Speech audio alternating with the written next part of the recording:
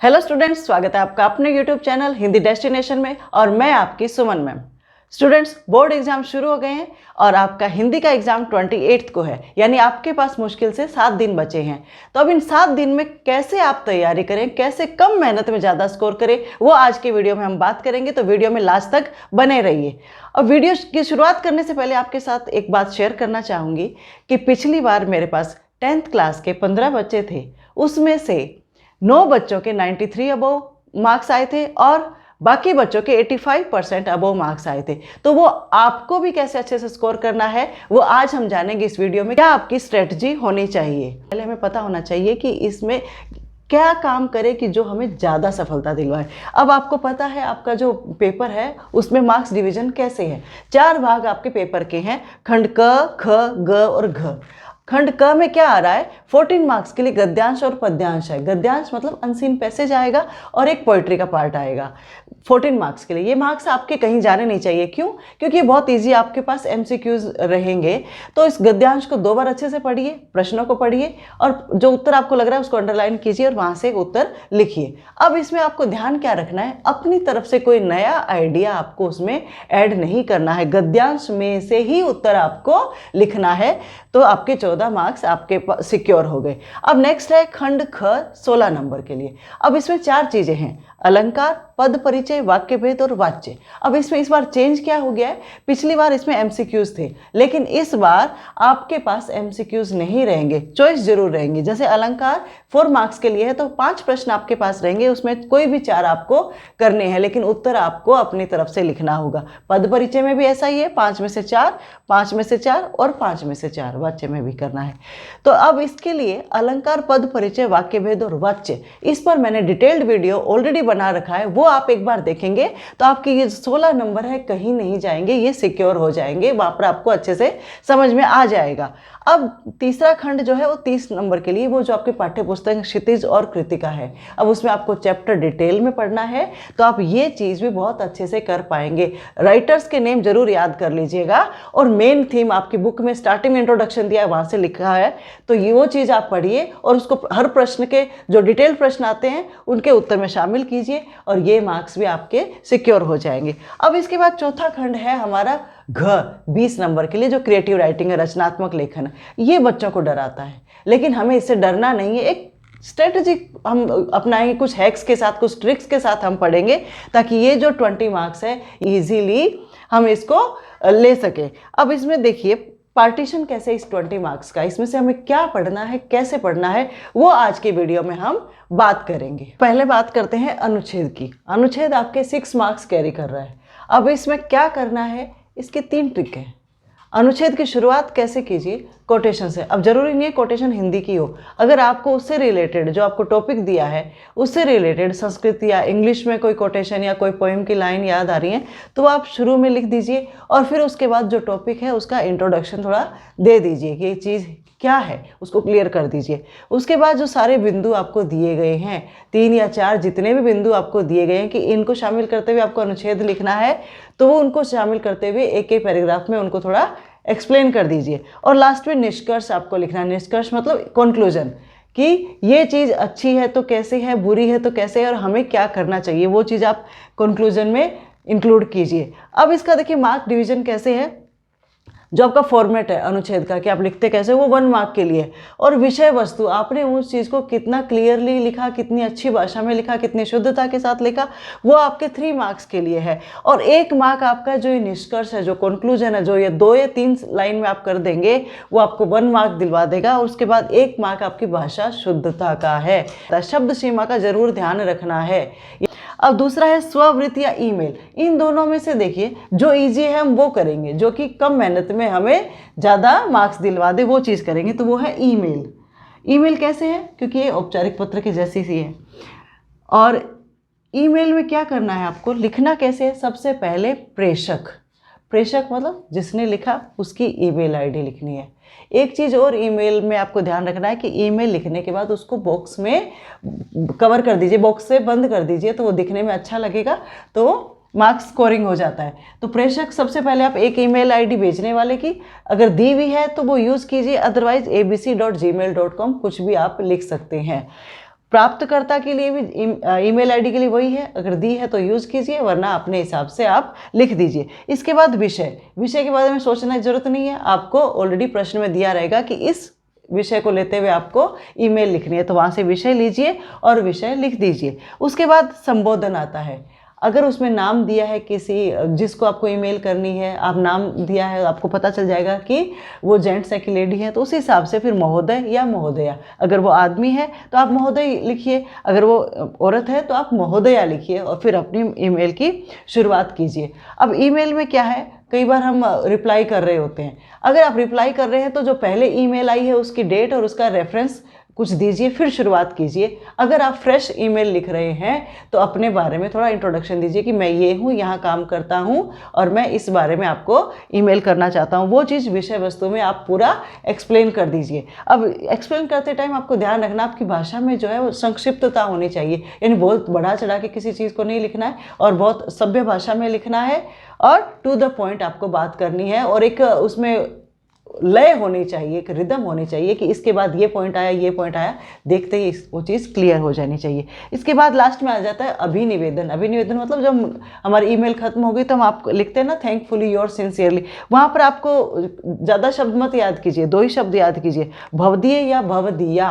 आपका नाम अगर दिया है कि आप ये हैं तो आप, लड़की का नाम दिया है तो आप भवदीया लिख दीजिए, लड़के का नाम दिया है तो भवदीय लिखिए, फिर नाम लिख दीजिए। अगर नाम दिया है तो नाम लिखना है, अदरवाइज अ ब स लिख दीजिए और पद लिख दीजिए। ये चीज़ आपकी ईमेल में कीजिए, आपके ईमेल के नंबर सिक्योर हो जाते हैं। अब ईमेल में मार्क्स डिवीजन कैसे है वो देखिए, अगर उसका आप फॉर्मेट पूरा फॉलो करते हैं, ये चीज़ इसी सीक्वेंस में आप लिखते हैं तो आपका इसके अंदर चाहे गलती हो, आपका ये नंबर सिक्योर हो जाता है कि फॉर्मेट बच्चे का करेक्ट है। इसके बाद विषय वस्तु, आपने जो विषय वस्तु, जो टॉपिक, जो मेन बॉडी है जिसमें कितना एक्सप्लेन आपने किया है वो 3 मार्क्स कैरी करता है। फिर 1 नंबर यहाँ पर भाषा शुद्धता का रखा गया है, यानी आप कितनी शुद्ध भाषा में अपनी चीज़ को रख रहे हैं। फिर से बोल रही हूँ, ईमेल लिखने के बाद उसको बॉक्स में बंद कर दीजिए।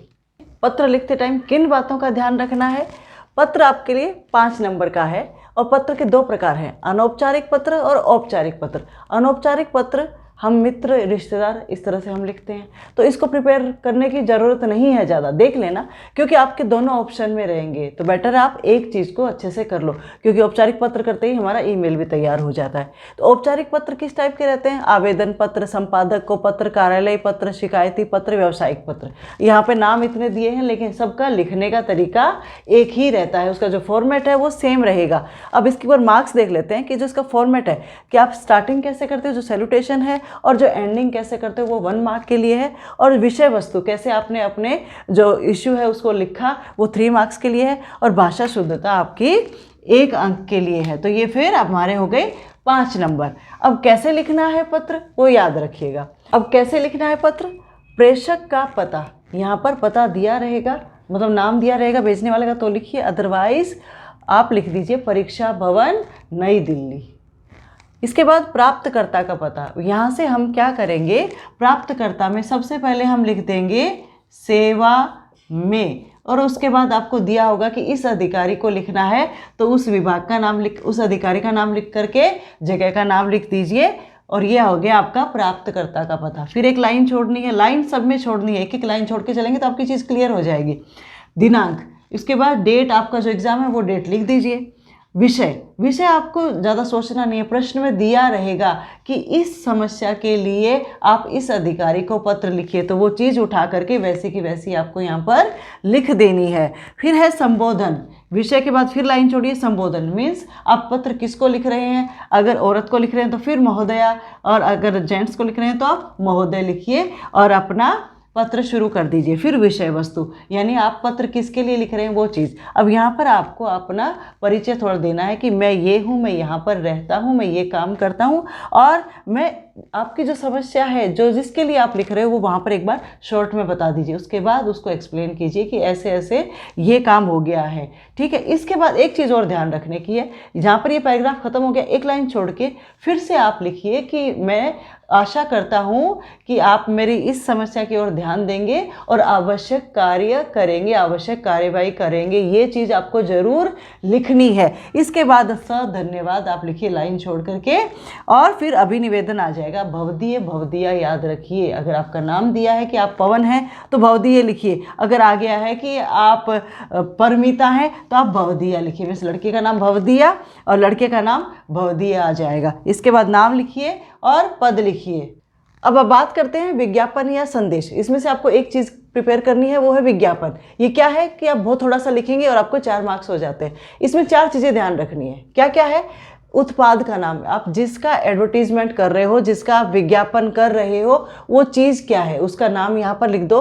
उससे संबंधित आप ड्राइंग यहाँ पर बना सकते हो। यहाँ पर आपको अपनी क्रिएटिविटी दिखानी है, क्योंकि यहाँ पे क्रिएटिविटी के मार्क्स हैं। आपने उससे संबंधित चित्र यहाँ पर बना दिए। उसके बाद वो चीज़ खास क्यों है, सस्ती है, बहुत इजीली अवेलेबल है, बहुत चलती है, इस तरह से टिकाऊ, सस्ती और टिकाऊ, इस तरह की विशेषताएं आप यहाँ पर उसकी लिखेंगे। इसके बाद एक ऑफर दे दीजिए कि इसके साथ ये चीज़ फ्री है, ये इतने दिनों तक इसमें इतनी % छूट है, तो एक ऑफर यहाँ पर आप दे दीजिए। ठीक है। और लास्ट में जो चीज़ ध्यान रखने की है कि संपर्क करें, कि आपसे फिर कांटेक्ट करना है तो कैसे, ये चीज़ कहाँ अवेलेबल होगी, तो उसमें एड्रेस और उसके बाद कॉन्टैक्ट नंबर आपको ज़रूर देना है और आपको इस चीज़ को बॉक्स के अंदर लिखना है।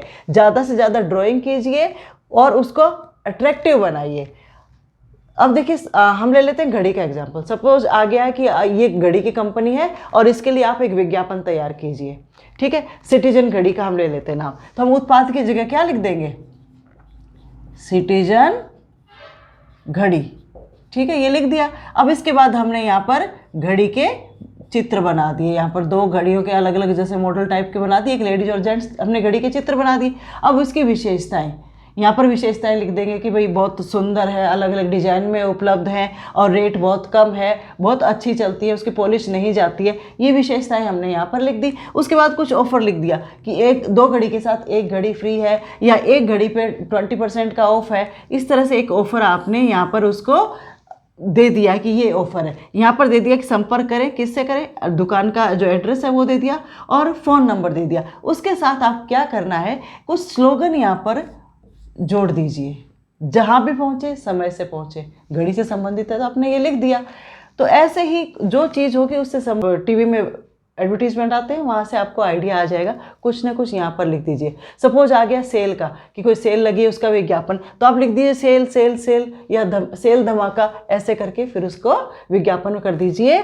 चित्र जरूर बनाइए और एक ऑफर दे दीजिए। तो इन चीज़ों का ध्यान रखिए। अब आ गया सोचिए किसी जागरूकता के लिए आ गया, कि जैसे पर्यावरण विभाग की तरफ से आ गया कि पर्यावरण को बचाने के लिए एक विज्ञापन लोगों के लिए तैयार कीजिए। तो अब उसमें क्या करेंगे, यहाँ पर इसकी जगह हम लिख देंगे कि पर्यावरण को बचाना है। आपने यहाँ पर लिख दिया। उसके बाद कि क्या क्या दिक्कत होती, बीमारियाँ नहीं होनी चाहिए, लंबी उम्र जीना है तो ऐसे करो। क्या करना है, यहाँ थर्मल प्लांट है या किसी फैक्ट्री की पिक्चर बना देंगे और उससे धुआं निकलता हुआ दिखा सकते हैं। ऐसे एक ड्राइंग हम दे सकते हैं और यहाँ पर लिख दिया हमने कि पर्यावरण को कैसे बचाना है। लास्ट में अब यहाँ पर संपर्क करने की ज़रूरत नहीं है, तो ये किसने जारी किया है उस संस्था का नाम आ जाएगा, कि इस क्लब ने लिखा है या इस विभाग ने लिखा है, वो यहाँ पर आ जाएगा। यहाँ पर फ़ोन नंबर और कॉन्टैक्ट कुछ नहीं आएगा। वीडियो में लास्ट तक बने रहने के लिए बहुत बहुत धन्यवाद। वीडियो को लाइक कीजिए और ज़्यादा से ज़्यादा शेयर कीजिए। मिलते हैं अगले वीडियो में। अगले वीडियो में हम पिछले वर्षों में व्याकरण के जो 4 टॉपिक हैं, पद परिचय, अलंकार, वाच्य और वाक्य, जितने प्रश्न पूछे गए हैं उनकी एक्सरसाइज को सॉल्व करेंगे।